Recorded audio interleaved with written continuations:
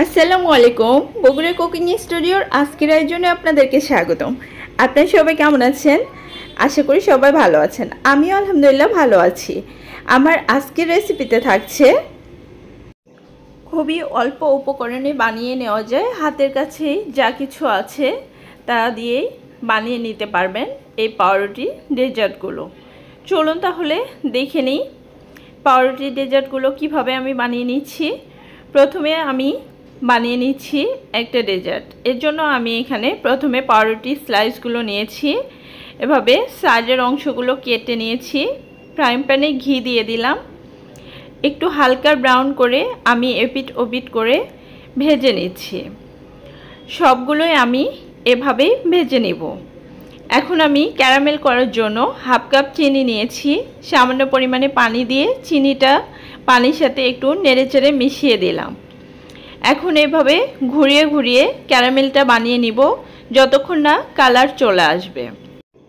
এখন একদম ক্যারামেলের perfect colour চলে এসেছে। এর মধ্যে এখন আমি 2 কাপ লিকুইড দুধ দিয়ে দিচ্ছি। এই দুধ দেওয়ার সময় অবশ্যই চুলার জাল একদম লো হিটে রেখে দিতে হবে।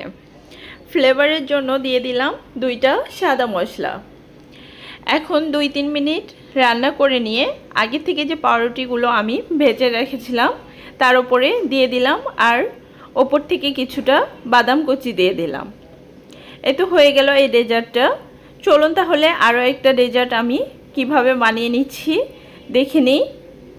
এর জন্য আমি প্রথমে পাউরুটি স্লাইসগুলো নিয়েছি, সাইডের অংশ কেটে এরকম মাছ বরাবর কেটে নিয়েছি। এখন একটা ফ্রাইং প্যানে পরিমাণ মতো তেল দিয়ে দিচ্ছি। এখানে আমি তেলের মধ্যে এগুলো ভালোভাবে ভেজে নিচ্ছি। এরকম সোনালি কালার যখন চলে আসবে তখন আমি উঠিয়ে নিচ্ছি। সবগুলোই আমি ভেজে নিয়েছি। এখন যে পাত্রে আমি সেট করব সে পাত্রে এগুলো আমি সাজিয়ে নিচ্ছি। এটা এক সাইডে রেখে দিচ্ছি। এখন আমি হাফ কাপ গরুর লিকুইড দুধ নিয়েছি, তার মধ্যে আমি 1.5 টেবিল চামচ কাস্টার্ড পাউডার নিয়ে ভালোভাবে মিশিয়ে নিচ্ছি। মিশিয়ে নিয়ে এটা এক সাইডে রেখে দিচ্ছি। এখন আমি একটা ফ্রাইং প্যানে 2.5 কাপ গরুর লিকুইড দুধ দিয়ে দিচ্ছি। এখানে আমি দিয়ে দিচ্ছি 2টা সাদা মশলা আর দিয়ে দিচ্ছি হাফ কাপ চিনি। মিষ্টির পরিমাণটা নিজেদের পছন্দ অনুযায়ী দিয়ে নেবেন। যখন এরকম দুধে বলক চলে আসবে সে পর্যায়ে এর মধ্যে আগে থেকে মিশিয়ে রাখা কর্নফ্লাওয়ারগুলো দিয়ে দিলাম। দিয়ে যখন এরকম থকথকে হয়ে আসবে তখন এটা আমি নামিয়ে নেব। নামিয়ে নিয়ে যে পাত্রে আমি পাউরুটিগুলো সেট করে রেখেছিলাম তার মধ্যে এগুলো দিয়ে ওপর থেকে কিছুটা বাদাম কুচি দিয়ে নিচ্ছি। এই তো হয়ে গেল আমার পাউরুটির আরও একটা সহজ এবং মজাদার ডেজার্ট।